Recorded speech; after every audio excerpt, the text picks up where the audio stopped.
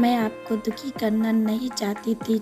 सतीश चंद्र के चेहरे पर सामने भर का दर्द सिमट आया। भीगे स्वर में बोले, जानती हो, कई बार मन में ये कायरतापूर्ण ख्याल आता है, समाप्त कर लूं इस बार स्वरूप जीवन को।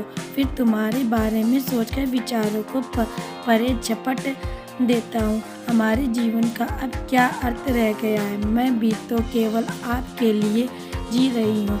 इतनी पीड़ा में भी एक आंतरिक खुशी है, आपका साथ पाने की खुशी। रात का साया धीरे धीरे दिन के उजाले को ग्रसने लगा था। शाम का धुंधलका कहर अंधकार से तब्दील होने लगा था।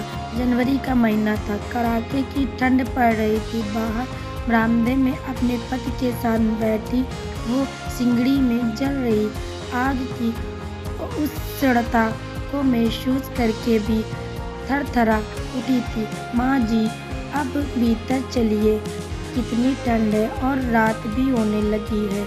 नौकरानी राधा ने उनके कंधे पर बैठकर तीब से पड़े गर्म शाल को ठीक से उड़ाते हुए कहा। उन्होंने पूछा, नीलेश आ गया? नीलेश चंद्र सिंह की बड़ी बहन का बेटा था। बेरोजगार था, इसलिए उन्होंने पास के मार्केट में फोटोस्टेट की दुकान खुलवा दी थी। उनके अंतिम पड़ाव में एक सहारे की जरूरत किसे नहीं होती है। वह अतीत की यादों में खो गई। कितना सोचकर उसके पिता ने उसका नाम रखा था मीनाक्षी। बड़ी बड़ी चमकीली मत्स्याकार आंखें और उनके सुंदर चेहरे और सौंदर्य मंडित कर देती थी। मेरी बेटी बिटिया को हर बुरी बला से बचाना। मीनाक्षी जहाँ भी जाती अपनी खूबसूरती आंखों के कारण आकर्षक बन जाती। विवाह की रात सतीश चंद्र के पहले शब्द थे, मीनाक्षी तुम्हारी आंखें बेहद सुंदर है, खूबसूरत, पर धीरे धीरे अंधेपन की ओर बढ़ती आंखें। वैसे भी तो मीनाक्षी का जीवन सुख की असीम सौगातों से भरा है, पर जीवन की असली शुरुआत तो बुढ़ापे में होती है। मीनाक्षी और सतीश चंद्र सुखी दाम्पत्य जीवन में बस एक की कमी थी, उनकी कोई संतान नहीं थी। पर अपने भाई बहनों की संतानों से खोक साजी बनकर पति पत्नी हमेशा मातृत्व वर्षा सरोबार करते थे, जिसका आज उन्हें संतोष है। बैंक के बड़े अधिकारी थे। वह जब नौकरी में जा रहे थे, कभी किसी कमी का एहसास हुआ कि नहीं। छोटे भाइयों, बच्चों, परिवारों, उन्होंने बिल्कुल अपने बच्चों की तरह अच्छी शिक्षा। बड़ी बहन की 2 बेटियां भी थी, जो उन्होंने स्नेहच्छादित आंचल तले बड़ी हुई है। पर जिन बच्चों की परवरिश ने जीवन होम कर दिया है, आज वही बच्चे अपनी अपनी गृहस्थी में मग्न हैं। कभी कभी कोई सा परिवार छुट्टी मनाने चला आता है तो उन दोनों की बूढ़ी आंखों में खुशियाँ असंख्य दिए झिलमिला उठते हैं।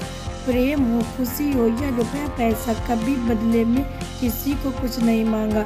इंसान भले ही प्रतिदिन ना मांगे, पर उनके हृदय का क्या करे। कभी कभी हृदय में कुछ पाने की इच्छा बलवती हो उठती है।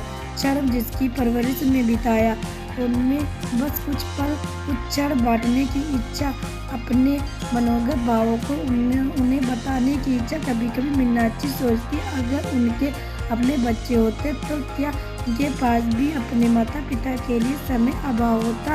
मन कह उठता है, यही दुनिया की रीत है। चिड़िया के बच्चे तभी तक घोंसले में रहते हैं जब तक उड़ना नहीं सीख जाते। पंख होते ही आकाश में ऊंचाइयां ललचाने जो लगती हैं, वो धीरे धीरे धरातल से पांव उखड़ते चले जाते हैं। दोनों ऐसे जैसे दो शरीर एक प्राण। सुबह होती नहीं, सतीश चंद्र की पुकार शुरू हो गई। मीनाक्षी चाय, मीनाक्षी अखबार, गर्म पानी, अरे कुर्ता नहीं मिल रहा है, और न जाने क्या क्या। मीनाक्षी हंसते हुए सारा काम करती रहती, कभी कभी आनंद विभोर हो कर उठती। जब देखो मीनाक्षी मीनाक्षी पुकारते रहते हैं, जैसे मेरे बिना का काम ही नहीं चलेगा। तुमने ही तो आदत बिगाड़ रखी है प्रिय, शादी के बाद कभी एक भी काम करने नहीं दिया। अब भुगतो। सतीश चंद्र हंस पड़ते हैं। इसी हंसी मजाक, मनोहार और छेड़छाड़ के बीच कभी कभी सतीश चंद्र वही परिचित गीत गुनगुनाने उठते हैं। उम्र के पड़ाव में मीनाक्षी कपोल आरक्त हो उठते। प्रेम की मीठी आज मोहताज तो रही है। कुछ दिनों के बाद मिस्रों पर जोड़ों से दर्द होने लगा। पूरी जांच के बाद पता चला गठिया रोग है। 14x16 का ये बड़ा सा कमरा उनकी संपूर्ण दुनिया थी। मीनाक्षी ने पति की सेवा में प्राण अर्पण कर दिया और नियमित जीवन का एक और रूप देखने के लिए तत्पर उठी थी। कुछ दिनों के बाद जी का भारी सा सर लगने लगता, पेट में हल्का दर्द, कभी पिंडलियों में पीड़ा। डॉक्टर ने दिखाया तो पता चला डायबिटीज है। सतीश चंद भी रह सकते आ गए थे, पर वो ये पति से छुपा गई थी। सोचा महीने भर बाद बहन की बेटी की शादी दिल्ली में, वहीं आंखों की पूरी जांच करवा लेगी। फिर वहीं हुआ कि जिसका पति पत्नी को साल हो रहा था। डॉक्टर ने जांच कराया, रिपोर्ट देते हुए कहा, जिस मिसेस वर्मा मुझे दुख है डायबिटीज कंट्रोल होने की वजह आपकी आंखों पर नष्ट हो जाना, काला मोतिया जिसे ग्लूकोलोम कहते हैं। अगर यही स्थिर रही तो आपकी आंखों का धुंधलापन एक दिन अंधेपन में बदल सकता है। मीनाक्षी सन्न रह गई। सतीश चंद्र को लगा मानो शरीर से प्राण निकल गए हो। लाख समझाने पर भी मीनाक्षी ऑपरेशन के लिए राजी नहीं हो रही थी। अगर रही सही रोशनी भी जाती रही तो मीनाक्षी की आंखें डबडबा गई। सब ठीक हो जाएगा, सतीश चंद्र ने उसका कंधा थपथपाकर कहा।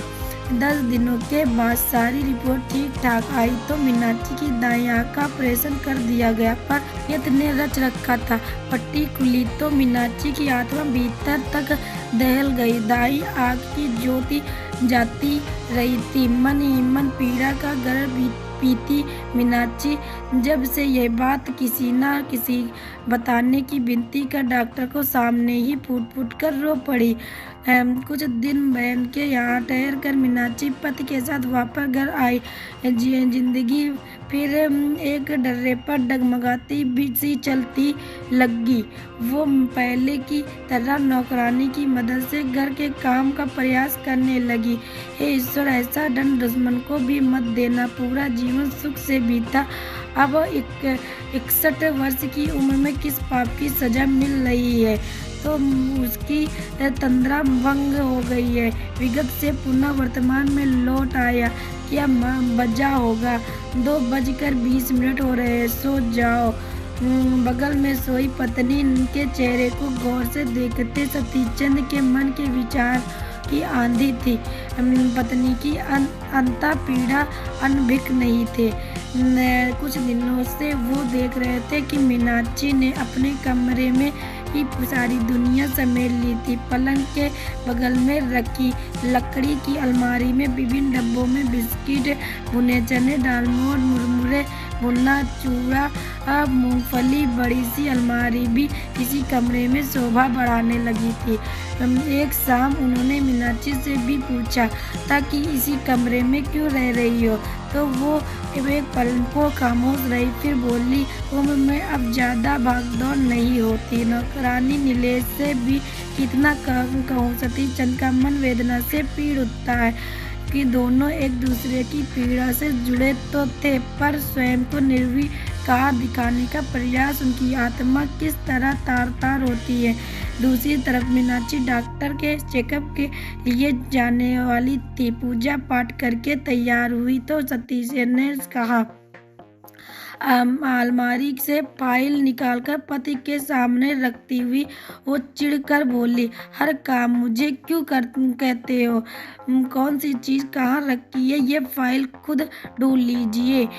सतीश चंद्र हंस पड़े थे। मीनाक्षी के माथे की चिकन भी जाती रही थी। एक स्नेहमयी दृष्टि पति की ओर डालकर उसने कहा, इसलिए तो पलंग से सटाकर अलमारी रखी है। मीनाक्षी घर लौटी तो देखा सतीश चंद्र बिस्तर पर औंधे लेटे थे। टेबल रखे थे। टेप रिकॉर्डर में उसका प्रिय गीत बज रहा था। पत्नी की मीनाक्षी धीरे से पलंग में बैठ गई। सतीश चंद्र पलटे तो अचानक मीनाक्षी का हाथ तकिया पर चला गया तो सिहर उठती है। तकिया गीलापन। सतीश चंद्र रो रहे थे। सारी पीड़ा अकेले झेलती रही।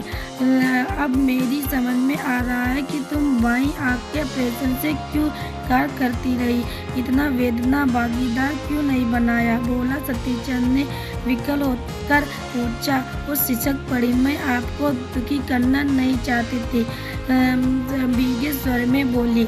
जानती हो, कई बार मैंने ख्याल आया था समाप्त कर लूँ हमारे जीवन का। अब क्या अर्थ रह गया है कि केवल आपके लिए जी रही हूँ। कि इतनी पीड़ा में भी तेरी खुशी है कि आपका साथ पाने की खुशी। मीनाक्षी का सर पति के सीने से टिक गया था। हम दोनों सिर्फ एक बार साथ टहलते हुए नदी के किनारे तक जाएं, पहले ही तरह डूबते हुए सूरज देर तक निहारते रहें। मैं सिर्फ इतना चाहती हूँ, जब मृत्यु मेरे सामने खड़ी हो, ईश्वर मेरी धुंधलाई दृष्टि में इतना आभा भर दे कि मैं आपका चेहरा अंतिम बार अच्छी तरह देख सकूं।